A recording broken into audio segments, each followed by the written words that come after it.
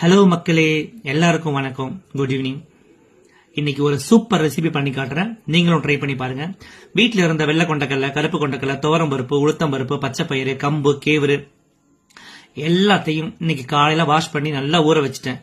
சிறுதானியம் உங்கள்கிட்ட இருந்ததுன்னா அதையும் நீங்க சேர்த்துக்கலாம். கொஞ்சோண்டு ஜவ்வரிசியும் ஆட் பண்ணிக்கிட்டேன்.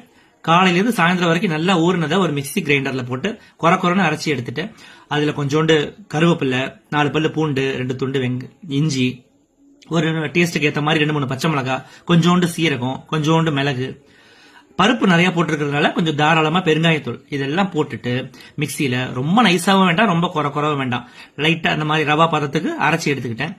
அரைச்சி எடுத்த மாவுல தேவைக்கு ஏற்ற அளவு உப்பு டேஸ்ட்டுக்கு தகுந்த மாதிரி போட்டு கரைச்சிட்டேன். இந்த மாவு புளிக்க வேண்டிய அவசியம் இல்ல, புளிக்க வைக்க வேண்டிய அவசியம் இல்ல. அரைச்சி வச்சுட்டு ஃப்ரெஷ்ஷா ஊத்திடலாம். தோசை தவாவை போட்டு நல்லா காய வச்சுட்டு அது காஞ்சதுக்கு அப்புறம் நல்லா 2 கரண்டி மாவு எடுத்து தாராளமா நல்லா ஒரு சூப்பரா பெரிய தோசையா ஊத்தினேன். நல்லா இருந்தது, செம்ம taste, full and full fibre. நான் எதுலையுமே தோல் எடுக்கல. கொண்டக்கல்லையில இருந்து, உளுந்துல இருந்து, பயிரில இருந்து, கேவரில இருந்து எதையுமே தோல் ரிமூவ் பண்ணல. தோலோட தான் நான் அரைச்சேன். சோ ஃபுல் ஃபைபர், இது ஃபுல் புரோட்டீன். டயட் இருக்கிறவங்களுக்கு நல்ல ஒரு ஹெல்த்தியான இது ஒரு டின்னர் இல்லைன்னா பிரேக்ஃபாஸ்டா நீங்க எடுத்துக்கலாம். சோ உங்களுக்கு டேஸ்ட்டுக்கு ஏத்த மாதிரி எண்ணெயோ நெய்யோ ஊத்தி நீங்க மொறுமொறுன்னு வேணாலும் மொறுமொறுன்னு ஊத்திக்கலாம், மொத்தமா வேணாலும் மொத்தமா ஊத்திக்கலாம்.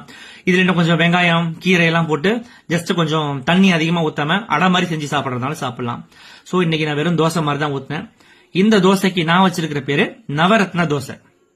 ஏன்னா நவதானியத்தையும் தாண்டி தான் நம்ம தானியம் போட்டிருக்கோம். சோ இது நவரத்ன தோசை. நல்லா சூடா ஒரு 3 தோசை ஊத்தினேன். சட்னி எதுவும் அரைக்கல, எனக்கு அதுக்குள்ள பசி வந்துருச்சு.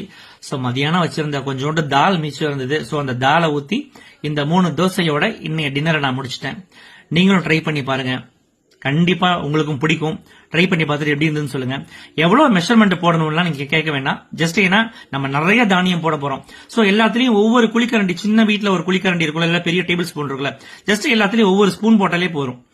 என்னென்ன இருக்கோ எல்லாம் போடலாம். ஜவ்வரிசி, தெனை, வரகரிசி, சாமரிசி, குதிரவாளி, கருப்பு கவுனி, நான் இப்ப சொன்ன பருப்பு வகைகள் எல்லாத்தையும் போட்டுட்டு நீங்க ட்ரை பண்ணி பாருங்க.